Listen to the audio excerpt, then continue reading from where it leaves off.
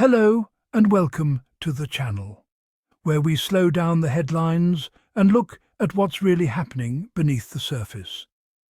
The royal family is very good at one thing: controlling moments. They choreograph appearances, carefully time statements, and use international visits to shape narratives. But every so often, a perfectly planned move backfires. Not because of what was said, but because of who was standing next to whom.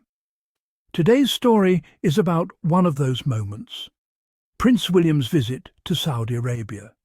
A diplomatic mission that was supposed to signal leadership, modern partnerships, and a future-facing monarchy, yet ended up reopening old questions about royal judgment, moral optics, and the inescapable shadow of Jeffrey Epstein.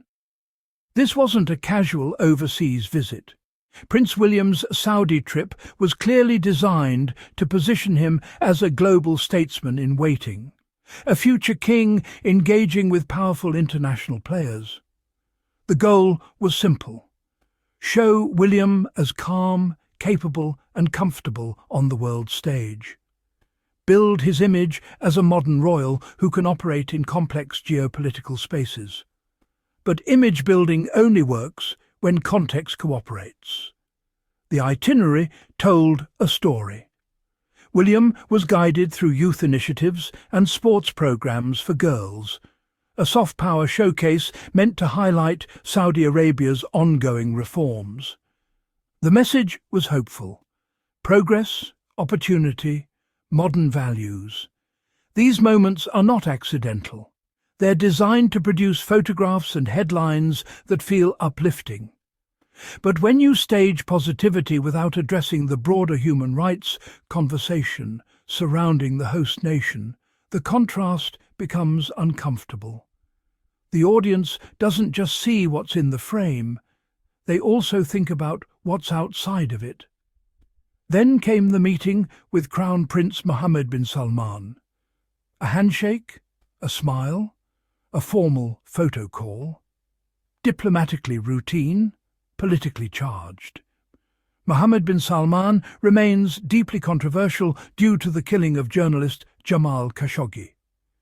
While responsibility is officially denied, global consensus has long suggested that such an operation could not have happened without high-level approval. So when Prince William stands beside him, the image becomes symbolic. Not because William endorses anything, but because symbolism is how monarchy operates. You don't need to say anything for the message to travel. Here's where the story becomes almost absurd in its timing. At the same moment, the palace was attempting to manage renewed focus on Prince Andrew's links to Jeffrey Epstein.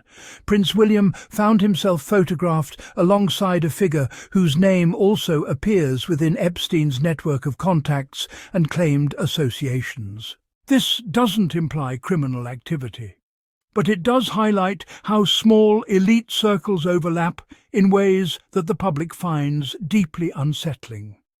The intention was to move William away from scandal-adjacent territory. The outcome? Another round of uncomfortable associations that revived the same conversations the palace was trying to escape.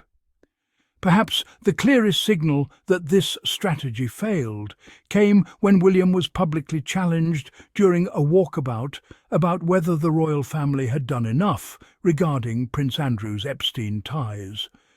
Different country, same question. This is the modern reality of public figures. You don't outrun reputational issues by changing location. The narrative travels with you, and silence in these moments becomes its own form of communication. The monarchy often treats public relations like a controlled environment. Move the spotlight, change the setting, shift the topic. But the public isn't consuming stories in isolation anymore. We connect dots, we notice patterns, we question timing. Sending the future king into a politically sensitive environment while trying to distance the institution from scandal wasn't just risky, it was short-sighted. What might have once been managed quietly is now magnified instantly. This episode isn't really about Saudi Arabia. It's not even fully about Epstein. It's about how monarchy functions in a world where image management is no longer one-directional.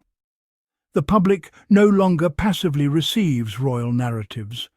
We interpret them, we challenge them, we question the motivations behind them, and when the institution appears to stumble into the same reputational traps over and over again, people begin to wonder whether it's capable of evolving fast enough for the era it exists in.